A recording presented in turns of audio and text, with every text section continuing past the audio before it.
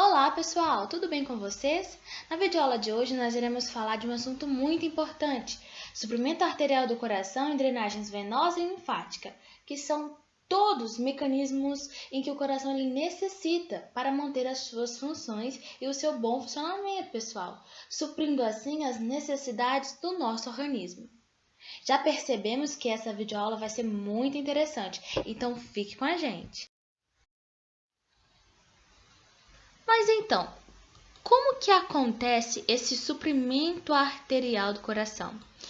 Esta irrigação arterial, ela se dá por duas artérias coronárias. Essas artérias responsáveis por levar o sangue arterial, um sangue cheio de oxigênio e nutriente, ao músculo cardíaco, o miocárdio, certo? Mas de onde essas artérias se originam? Temos aqui numa imagem mais ampliada a figura de uma válvula, que é a chamada válvula da aorta, porque as artérias coronárias elas se originam aqui, certo? Na válvula direita da válvula aórtica e na válvula esquerda da válvula aórtica. É meio confuso, mas vocês vão entender o porquê disso. Após o sangue ser ejetado aqui do ventrículo esquerdo, lembrando que o sangue é um sangue arterial, ele vai passar pela válvula da aorta, né, essa válvula semilunar, e ser encaminhado para a aorta. Depois disso, o ventrículo ele vai relaxar, vai acontecer o que nós chamamos de diástole ventricular. Então, consequentemente, o sangue que estava passando aqui, ele retorna por questões de pressão. Mas ao retornar, o que não seria bom, né, para o coração, ele não consegue, porque a válvula da aorta, ela se fecha. Mas como que acontece esse mecanismo? Após o sangue ser ejetado e ele retornar, ele enche essas bolsinhas aqui, certo? Que são as válvulas direita, esquerda e posterior da válvula. E quando o sangue ele cai aqui nessas válvulas e enche essas válvulas e fecha essa válvula, impedindo que o sangue retorne para o ventrículo, este sangue arterial ele passa aqui, olha, num lugar que se chama ósseo da artéria coronária. As artérias elas se originam aqui. Conseguem ver na figura? Então esse sangue que é depositado aqui, ele é encaminhado por essas artérias que vão irrigar todo o músculo cardíaco. Então, olha que interessante, a anatomia de uma válvula, dessa válvula semilunar, a válvula da aorta, ela é responsável por encaminhar o sangue arterial até essas artérias que possuem os seus ossos aqui na válvula da aorta. Então, a irrigação do coração acontece porque essas artérias coronárias elas se originam daqui, olha, e é muito interessante isso. Após a sístole e diástole, né, do ventrículo, esse sangue ele é encaminhado para essas artérias. Então, agora que nós vimos de onde essas artérias se originam, vamos perceber que elas fazem um caminho, um trajeto, e que durante esse caminho elas se ramificam e vão tomando tamanhos menores para que assim possam nutrir certas partes do coração, partes que talvez uma artéria mais calibrosa não conseguiria chegar. Então, nós temos a artéria coronária direita, a artéria coronária esquerda e todos os seus ramos, certo? Nós vamos falar os mais importantes porque são muitos, pessoal. Agora que nós entendemos de onde se originam essas artérias e que elas precisam fazer certos caminhos, nós vamos nos atentar agora para a coronária direita. Vamos perceber que, de acordo com a localização dos seus ramos, ela irá nutrir partes específicas. A coronária direita ela é responsável por nutrir as câmaras direitas do coração, o septo interatrial, aquele septo que está entre os átrios, os nós de condução do coração, de condução elétrica, né? Que são os nós sinoatrial e atrioventricular. E também alguns ramos eles irão irrigar um pouco das câmaras esquerdas do coração, numa região mais posterior, atrás do coração.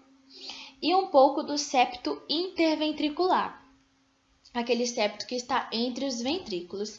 Então, o seu trajeto é, partindo do seu ósseo, a artéria irá passar entre o tronco pulmonar e a aurícula aqui direita, percorrendo através do sulco coronário e seguindo para uma margem direita do coração, e contornando assim para uma face mais inferior, que nós chamamos de face diafragmática. E aqui ela irá ganhar uma visão posterior. Esses ramos irão migrar para a parte de trás do coração, seguindo até um pouco depois do cruzamento dos sulcos interatrial e interventricular, que nós chamamos de cruz do coração. Então, esse é o trajeto da artéria coronária direita. Durante o seu trajeto, ela irá emitir ramos. Nós temos aqui o ramo atrial do coração, que ele vai suprir o átrio direito e também supre a estrutura do sistema de condução, que também está lá no átrio direito, que é o nó sinoatrial. Mas para nutrir essa parte de condução, ela irá se ramificar em um ramo chamado ramo do nó sinoatrial, que é um ramo mais difícil de ser visualizado. E para chegar neste nó, ele vai se posicionar mais posteriormente, contornando a veia cava superior. Temos também o ramo do cone arterial, que fica aqui nessa região. Temos o ramo marginal direito, aquele ramo que se direciona para o ápice do coração, um ramo mais extenso. Temos o ramo atrioventricular anterior, que também irá se ramificar em ramos septais. Temos o ramo também numa face em que você irá rotacionar o coração, ganhando a face diafragmática, o ramo atrioventricular posterior e os ramos interventriculares posteriores, que nós não conseguimos ver. Na coronária direita, os ramos interventriculares são posteriores, diferentes da coronária esquerda, que nós iremos ver mais à frente. Temos também o ramo do nó de condução elétrica, que é o ramo do nó atrioventricular. Esse ramo do nó atrioventricular, ele irá se originar de um outro ramo, que é o ramo interventricular posterior, que está numa face posterior do coração. E esse ramo interventricular posterior também forma o que nós chamamos de ramos interventriculares septais, que nem sempre é fácil de visualizar, dependendo da posição que estamos vendo o coração. Como essa é uma face mais anterior, os posteriores ficam mais difíceis de serem mostrados. Então, todos esses ramos são os ramos da coronária direita, que irão irrigar as regiões específicas por onde eles passam, pessoal.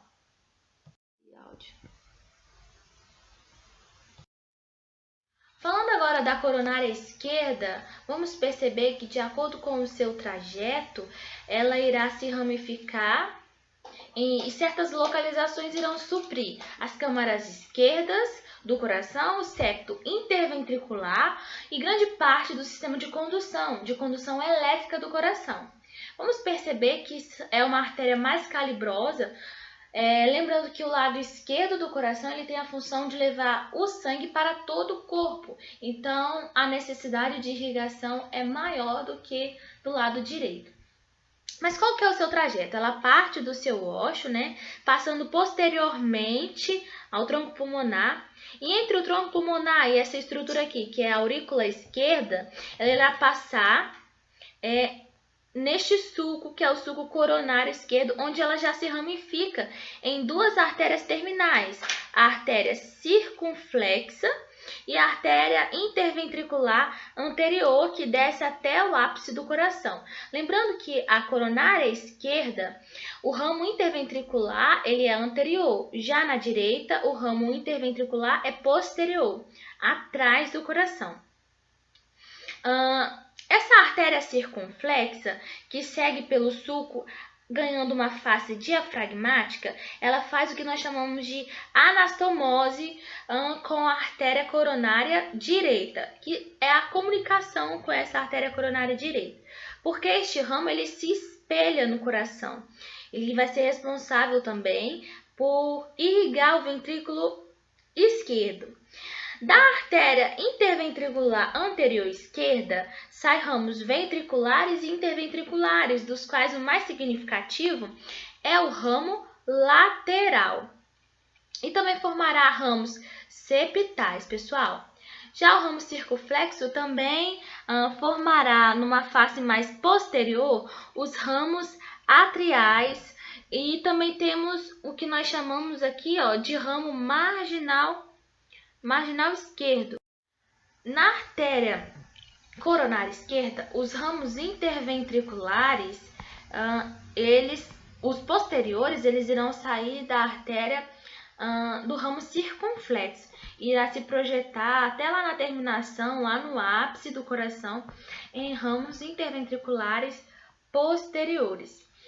Então, todos esses ramos são os ramos da coronária esquerda. Agora que nós entendemos a anatomia dessas artérias, onde elas se posicionam, quais são os seus nomes, quais são as partes, do músculo que elas irrigam, vamos tentar relacioná-las com uma doença para vocês entenderem a importância dessas artérias, que é o infarto agudo do miocárdio, que seria basicamente a interrupção do fluxo sanguíneo dentro dessas artérias. Por alguns motivos, aqui no esquema está representado por placas de ateromas, que são placas de gordura.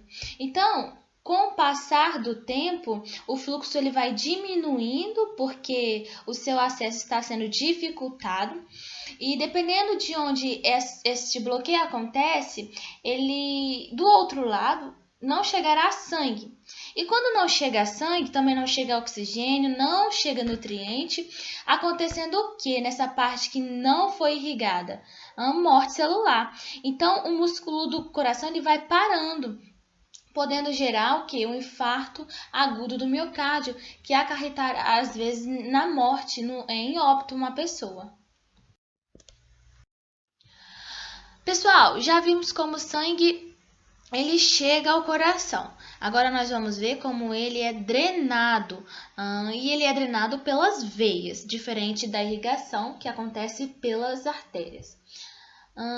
Para a gente entender essa parte, vamos prestar atenção aqui nessa estrutura mais calibrosa que é o seio coronário. Ele será o grande responsável por receber o sangue de suas tributárias, dessas veias aqui que vão ascendendo e chegando, fazendo a comunicação, desembocando neste seio coronário que se localiza aqui no sulco coronário, posteriormente entre as câmaras esquerdas. E tem um ósseo que dá lá no átrio direito. Então, todo este sangue que o seio recebe, ele é despejado lá no átrio direito, retornando. Depois passa do átrio direito para o ventrículo direito, que vai para o pulmão, retorna para o átrio esquerdo, vai para o ventrículo esquerdo, indo em direção ao corpo.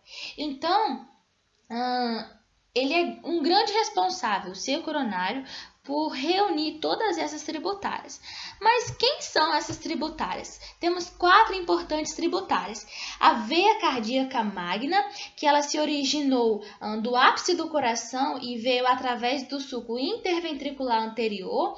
Então, ela surge na parte anterior do coração, através do sulco interventricular anterior até o seio, o sulco coronário, perdão.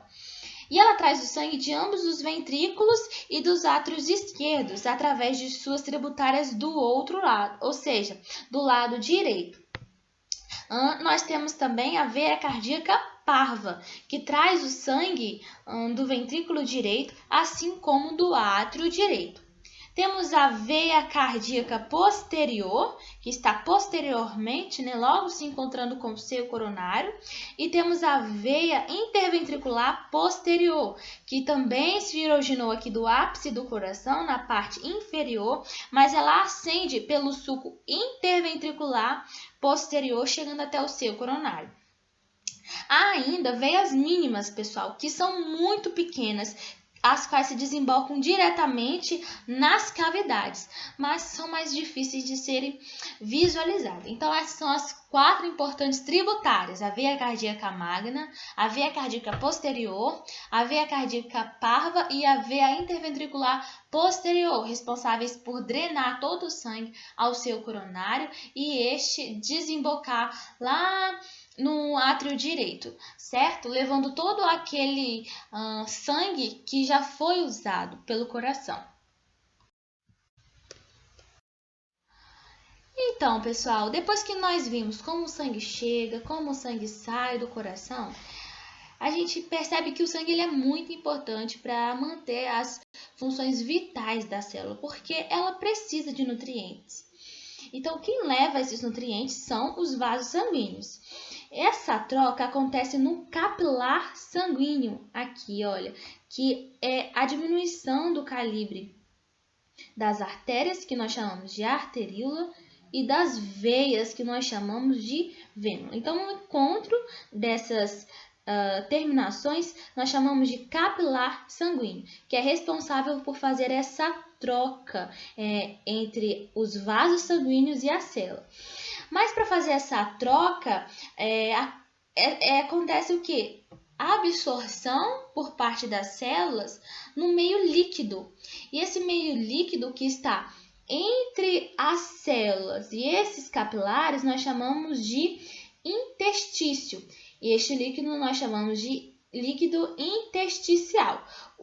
A água que está aqui presente nesses vasos nós chamamos de plasma. Então, para as células elas conseguirem absorver a água, essa água ela é deixada no interstício pelos vasos sanguíneos. Então as células absorvem essa água, usam essa água e dejetam, despejam esse produto também no líquido intersticial, que também é absorvido por este capilar, que é devolvido para a circulação sanguínea. Então, o capilar, ele faz o que? A absorção do excesso desse líquido.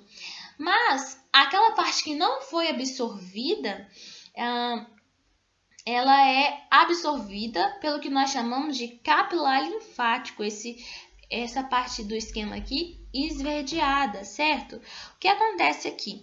Ele faz o controle de líquido deste meio intersticial, porque se houver acúmulo nesse líquido, acarretará o quê? Em um edema, e não é bom. Então, o capilar faz o quê? A drenagem deste excesso de líquido, aquele líquido que não foi absorvido pelo vaso capilar.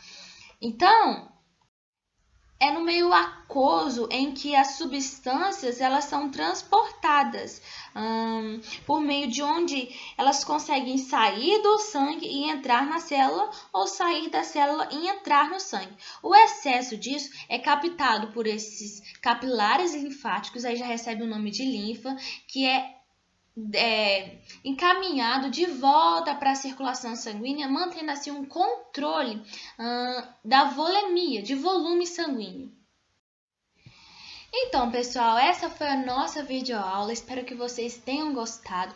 Não deixem de curtir e seguir a nossa página no Anatomia Seunes, na Universidade Federal do Espírito Santo. E é isso, pessoal. Até a próxima!